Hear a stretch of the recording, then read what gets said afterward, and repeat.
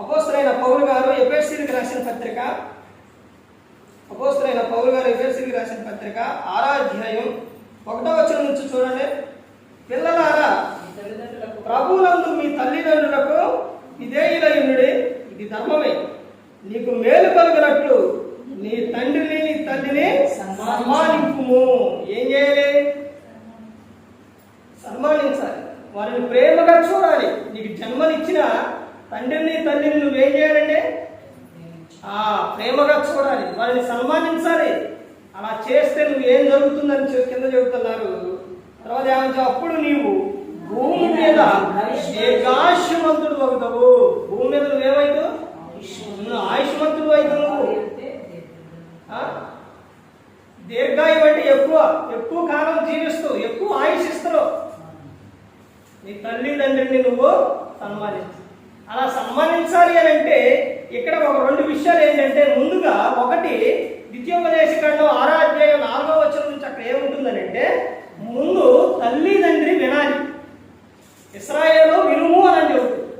తండ్రి తల్లి విన్న తర్వాత ఆ విన్న మాటలు హృదయంలో ఉంచుకొని పిల్లల వారు కూర్చున్నప్పుడును, లేచినప్పుడును, త్రోవను వెళ్ళినప్పుడును, పడుకున్నప్పుడును వాటిని నువ్వేం చేయాలి? చెప్పాలి. అలా చెప్పాలి. నువ్వు చేసే దాన్ని బట్టే నువ్వే క్రియలంగా చేస్తావో దానిని బట్టే నీ పిల్లల జీవితం అనేది ఉంటుంది. నువ్వు సినిమాలో సీరియల్ పెట్టుకొని చూస్తే వాళ్ళు చక్కగా చదువుతారా? ఇదిగో నేను సినిమా సీరియల్ చూస్తున్నా, నువ్వు చదువుకోండి చదువుతారా? నీ నోటిలో నుంచి నువ్వు బూతు మాటలో, పోకిరి మాటలో, సరసత్తులు ఎలాంటివి వస్తే నీ పిల్లల నోటిలో నుంచి కృతజ్ఞత వచ్చిద్దా? రాదు. నువ్వేమో చక్కగా ఏంటి అంటే మందులు బ్రాందీలు, ఇస్కీలు, అది ఇంకే ఉంటాయి, అవన్నీ నువ్వు తాగుతుంటే నీ పిల్లలు ఏం చేస్తారు? వాళ్ళు అదే చేస్తారు. ప్రతి ఒక్కటి చిన్న బాల్యం నుంచి వాళ్ళు ఏం చేస్తున్నారంటే ప్రతి ఒక్కటి కూడా వారు చూస్తూ వస్తూ ఉన్నారు. నువ్వేదైతే చేస్తున్నావో అవన్నీ కూడా చూస్తూ వస్తున్నారు. ఒక తల్లి, ఒక ఊరిలో జరిగిన విషయం, ఒక తల్లి చిన్న వయసులే కదా, ఎవరు చూడట్లేదని తప్పు చేస్తూ ఉంటే ఆ పిల్లవాడు ఎవరు అంటే మగపిల్లలు అది చూస్తూ వస్తూ ఉన్నారు. ఆ తర్వాత వాళ్ళు చిన్నవాళ్ళకే ఉండరుగా, వాళ్ళు ఎదుగుతూ వచ్చారు. వచ్చిన తర్వాత యవన ప్రాయానికి వచ్చిన తర్వాత ఇప్పుడు అపవాది ఎగరేసింది.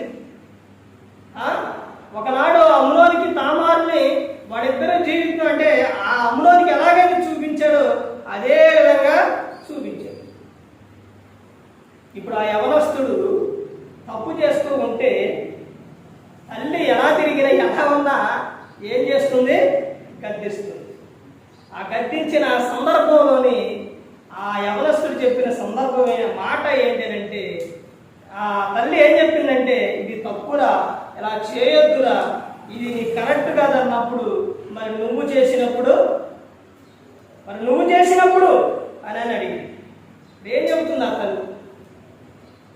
తల్లి ఏం చెప్తుంది? గమనించట్లేదు, చూడట్లేదు అనుకుంటారు.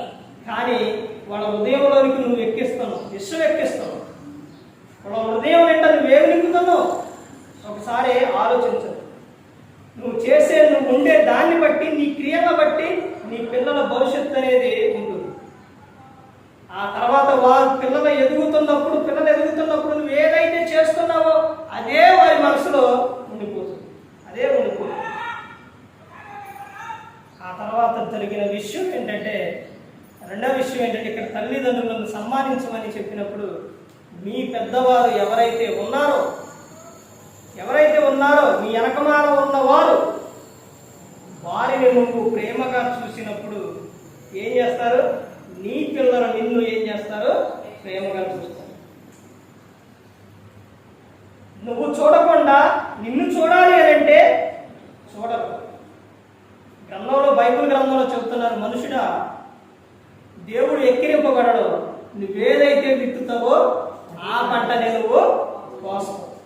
నువ్వు ఎలాగైతే నీ అత్త మామలు ఎలాగైతే నువ్వు చూస్తావో చూస్తావో ఆ తర్వాత నీ పిల్లలు కూడా నిన్ను నీకొచ్చే ఎవరు కోడలైనా అల్లుడైనా తర్వాత నిన్ను అదే విధంగా చూస్తారు. ఇది గ్రంథం చెబుతున్న విషయం. ప్రతి ఒక్కరు గమనించుకోవాలి. ఇక్కడ నువ్వు భూమి మీద దీర్ఘాయుష్మంతుడిగా ఉండాలంటే ఈ తండ్రిని తల్లిని నువ్వేం చేయాలి? సన్మానించాలి. పరిశుద్ధంగా నీతిగా ఉదయశుద్ధిని కాపాడుకుంటూ క్రీస్తును పోలి నడుచుకున్నప్పుడు లోకం విడిచిన పరలోకానికి చేరుకుంటారు. మరి ఈ విధంగా నిలబెట్టి మాట్లాడించిన తండ్రి అయిన దేవునికి కృతజ్ఞతాస్తుతులు చెల్లిస్తూ ఇంతవరకు శ్రద్ధగా ఉన్న మీకు ప్రభు పేరిట హృదయపూర్వకంగా చెల్లిస్తూ మాటలు ముగిస్తున్న అందరికీ